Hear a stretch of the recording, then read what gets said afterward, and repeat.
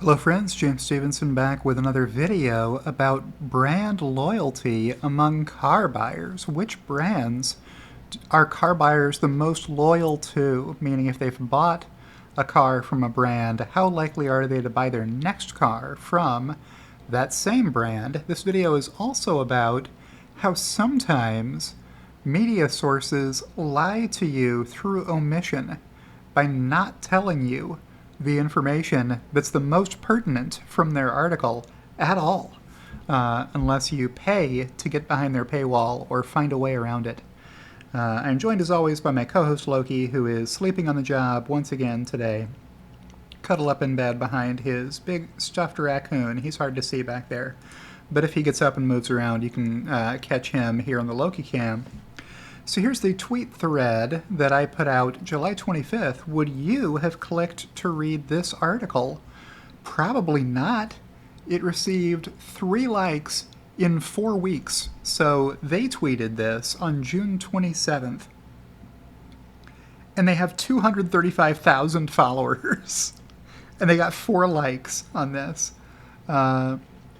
in 4 weeks.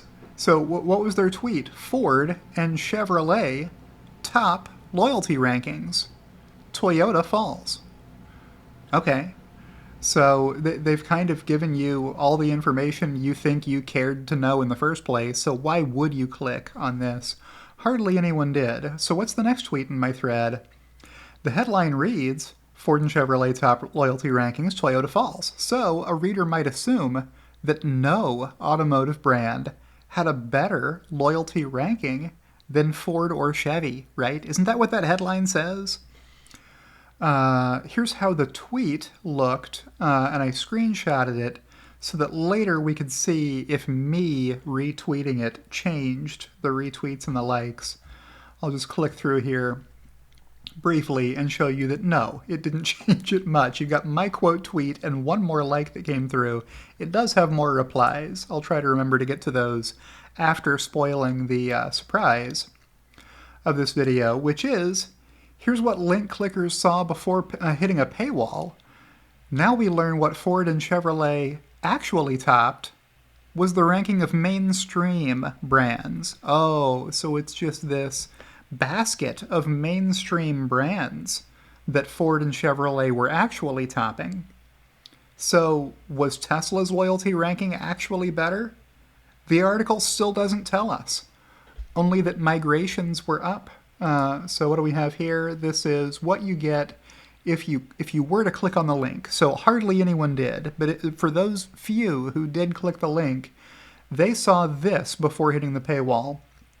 Toyota is typically neck and neck with Ford and Chevrolet, analyst Tom Libby said. Tom Libby is the person who actually studied the data on brand loyalty. They have a term for it. Conquests is what they call it in the data analysis business, specifically for automotive brands taking share from other brands. So it's a conquest if Tesla gains purchases of their vehicles from people who had previously purchased other brands, right? This may be too small for you to read, so I'll just read it to you. Ford and Chevrolet topped S&P Global Mobility's 2023 loyalty ranking of mainstream brands. They didn't even capitalize it. You just have to be paying very close attention to catch what they're doing. For the first 4 months of the year, while Toyota fell to 7th place, the market research firm said Tuesday the drop could be due to conquests by Tesla, with migrations to the electric vehicle maker up for almost every mainstream brand. So Tesla is taking share away from nearly all mainstream brands, is what this says, not from other luxury brands. And then the paywall. To continue reading, subscribe, and get unlimited access to articles, videos, and more for only $600 per year. You too can subscribe to Automotive News and get behind their paywall. Or you can do as I did, and through the power of the Pocket app, see the full article, which packs a ton of newsworthy information nobody saw, because they didn't bother to tweet about it or put it in the headline. That no, they left it buried behind a paywall where hardly anyone would see it, and they knew that, right? I think. I mean, either it's malice or it's incompetence. I will leave it to the good viewer's judgment to decide which. I also found an article about this article written by Motor News that had more information. So apparently even what I see on the Pocket app isn't everything, because Motor News had more granular detail. There might have been a table that doesn't appear in the Pocket app that I couldn't see, that they were doing calculations on the numbers in the table to come up with more talking points for their article.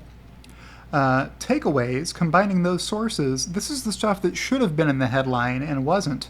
Tesla's brand loyalty was by far the highest in the industry overall at 68%. So 68% of the time after a person has bought a Tesla, they buy a Tesla again. Up 1.1 percentage points from last year, up 5.4 percentage points from 2019, when it was still, 63%. That's pretty great. Back in 2019. Ford and Chevrolet brand loyalty were both less than 60%, with Toyota trailing them. No other luxury automaker's brand loyalty exceeded 50%, with most down substantially compared to pre-pandemic levels. So people are not loyal to other luxury brands like they are to Tesla's 68%. That's also the brand loyalty figure for all electric vehicles combined, unless you throw Tesla out of the number, in which case it drops just below 50%. So Tesla is dragging the weighted average brand loyalty for all electric vehicles up 18 points, or 19 points. Last year, 3% of former Toyota buyers purchased a Tesla. This year, that number rose 2.1 percentage points to 5%. That's a big number, right? If it's happening across a lot of different brands. Yeah, so people leaving Toyota in droves to buy Teslas is what that says.